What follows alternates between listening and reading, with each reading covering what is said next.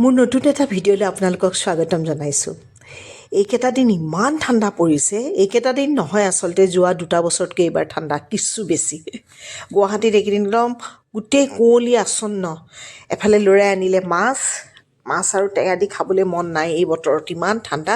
ভাবিলোঁ নাই আজি অকণমান মছলা চছলা দি জ্বলাকৈ ৰান্ধোঁ আৰু ভাল লাগিব খাই। পাভ মাছ আনিছিলে, সি আকৌ ক'লে আৰু বিৰাট আৰু বেংগলী ষ্টাইলত, তুমি অকণ পাবদা মাছেৰ মানে তেল ঝাল ৰান্ধা কৰোঁ মা।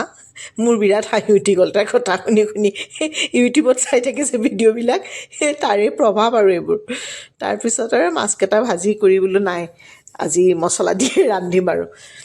ইফালে অকণমান ৰ'দটো অকণমান মানে ৰেঙাইছিল আৰু সেই চাঞ্চতে কাপোৰ কেইটামানো ধুই পেলাই মেলি থৈ আহিলোঁ। নাজানো আৰু শুকাই নুশুকাই। ইফালে এইকেইদিন ল'ৰাৰ বিৰাট চৰ্দি জ্বৰ কাহ কিবা কিবি হৈ আছে।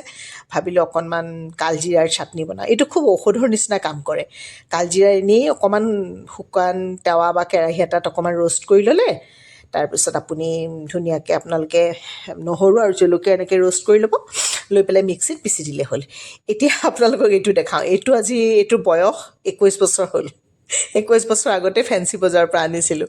তেতিয়া মানে যদিও মিক্সাৰ গ্ৰাইণ্ডাৰ আছে বা অন্য এনেকুৱা মোৰ 2-3টা আছে, কিন্তু এইটো মই বিৰাট ভাল পাওঁ। ইমান কিউট মানে আদা নহৰু বা পিঁয়াজ বিলাহী এইবিলাক চব কৰিবলৈ খুব ধুনীয়া আৰু। কিন্তু আজি বহুদিন পেলাই থৈছিলোঁ, দেখি পেলাই বোলো না আজি উলিয়াই কৰোঁ। পিঁয়াজৰ টুকুৰাকেইটা ডাঙৰ হ'ল, সেইকাৰণে দেখিছেনে ভালকৈ ঘূৰাবলৈ পৰা নাই, বেছি উস্তাদি মাৰিলোঁ যে। পাহৰি গৈছিলোঁ আচলতে ইয়াত যে অকণমান সৰুকৈ কুটি দিব লাগে বুলি। মস্ত টুকুৰা কৰিছোঁ, ভালকৈ ঘূৰা নাই। যি নহওক পুৰণা বস্তুৰ প্ৰতি মোহ এটা থাকেই। আৰু যিমানেই মিক্সাৰ গ্ৰাইণ্ডাৰ যিমানেই কিবা ইউজ নকৰোঁ, এইবিলাক বস্তুৰ প্ৰতি এটা মৰমটো বেলেগ ধৰণৰ আৰু ভাল লাগে। হাতেৰে আপুনি কৰি দিলে একো কাৰেণ্টৰো প্ৰব্লেম নাই।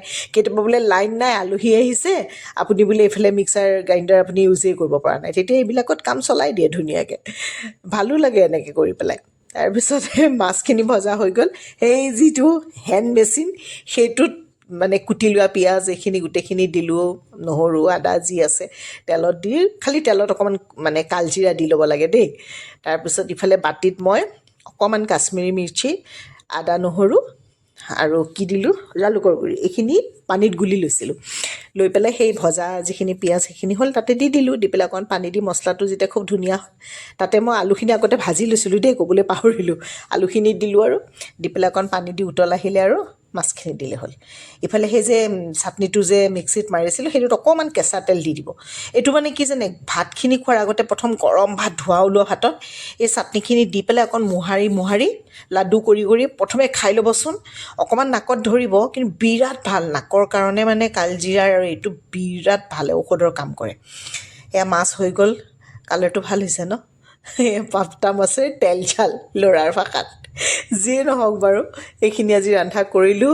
বছৰটো শেষেই হ'ল, অহা বছৰটো সকলোৰে ভালে যাওক কুশলে যাওক, আকৌ এনেকৈ লগ পাই থাকিম।